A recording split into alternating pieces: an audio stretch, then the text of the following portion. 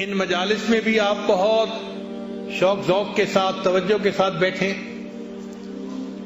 اور یہ جو 10 دن کے ایام ہیں ان کے اوقات کو بھی خوب عبادت میں گزاریں، ذکر میں، تلاوت میں، نوافل میں، جتنا عبادت کر سکتے ہیں اتنا کریں، اپنے آپ کو تھکائیں عبادت میں۔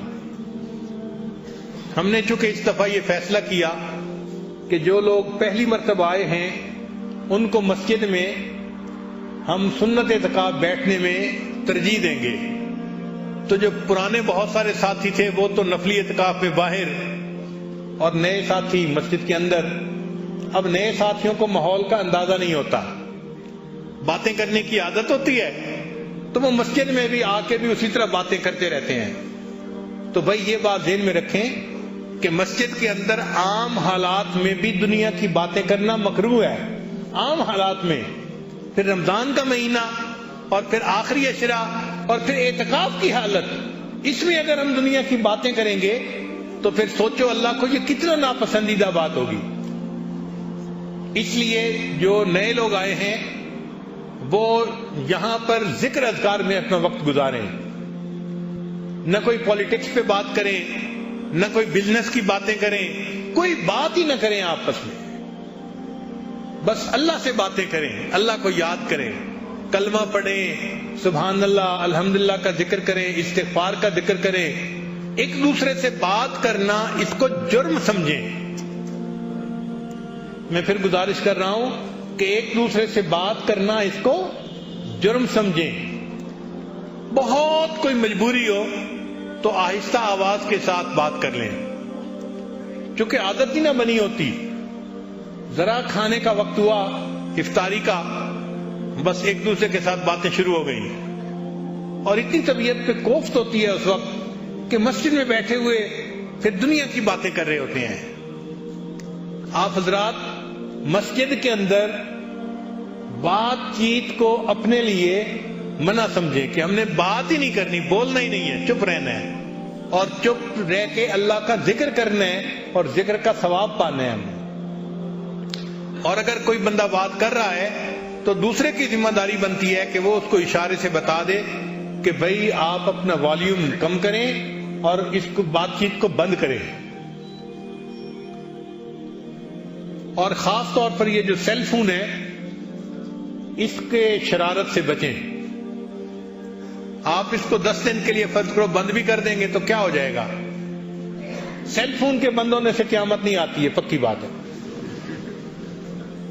جب نہیں تھا اس وقت بھی زندگی گزر رہی تھی، اب بند کر دیں گے تو بھی زندگی گزرے گی، بلکہ اچھی زندگی گزرے گی، تو پرسکون ہو جائیں۔ بعض لوگ کہیں گے ہم جی بیوی بچوں سے دور ہیں، ہمیں رابطہ رکھنا ہے، تو بھائی ٹائم متعین کر لیں اور ان کو کہیں کہ عین اس وقت میں آپ کو کال کر لیں یا آپ ان کو کال کر لیں۔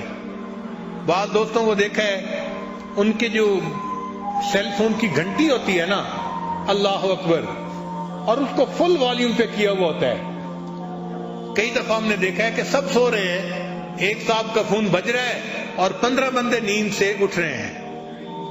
یہ گناہ کی بات ہے۔ اپنے سیل فون کو سائلنٹ پہ رکھیں، آپ کے سیل فون کی وجہ سے کسی کی نیند خراب نہ ہو۔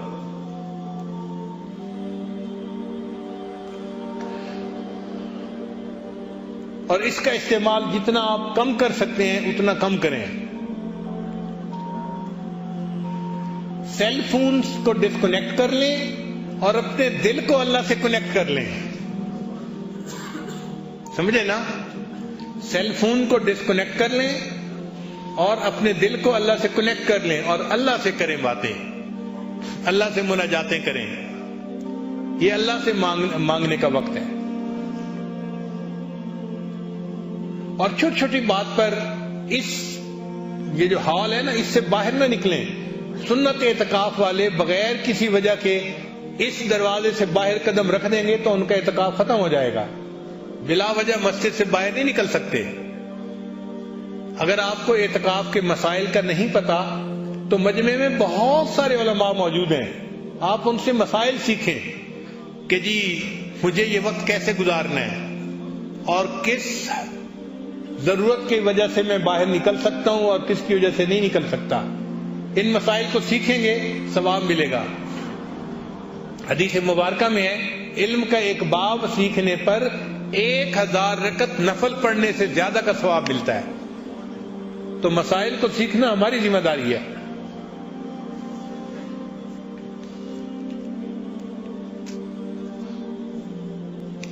ہمیں یہ چیز بہت بری لگتی ہے کہ ہم اپنے جماعت کے دوستوں کے لیے بار بار سپیکر پہ اعلان کریں. کیوں اعلان کرنے کی ضرورت پیش آ رہی ہے؟ عادت نہیں ہے ہماری.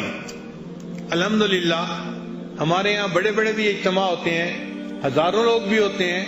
ہم نے اپنے اجتماعات میں کبھی اعلان نہیں کیا کبھی کوئی کہ یہ کر لیں اور یہ کر لیں. مجمع میں اتنی تمیز ہوتی ہے کہ کیا کرنا ہے اور کیا نہیں کرنا.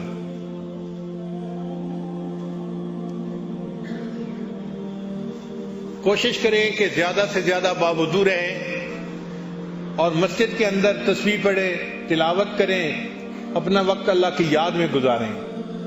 یہ محنت کا وقت ہے، کمانے کا وقت ہے.